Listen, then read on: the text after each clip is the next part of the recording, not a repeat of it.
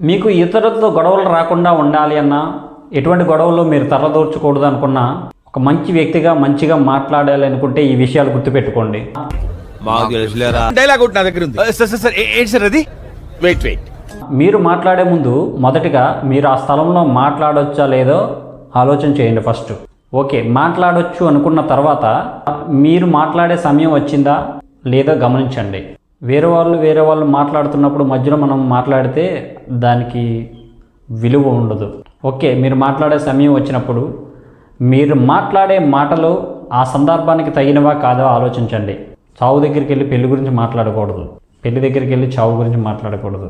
Okay, మీరు ఆ స్థలంలో మాట్లాడొచ్చు, మీకు మాట్లాడే సమయం వచ్చింది, సందర్భం ఉంది అని నిర్ధారించుకున్నాక చివరిగా మీరు మాట్లాడే విషయం మంచిదా చెడ్డదా, సముచితంగా ఉందా లేదా ఆలోచించండి.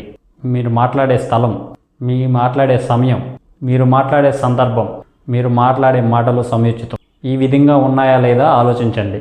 అప్పుడు మీ మాటల్లో దోషం ఉండదు, మాటల ద్వారా ఘర్షణలు రావు, గొడవలు తగ్గుతాయి, మీ మాటల మీద విలువ పెరుగుతుంది, మీ మాటలు వినడానికి అందరూ ఇష్టపడతారు. Thank you.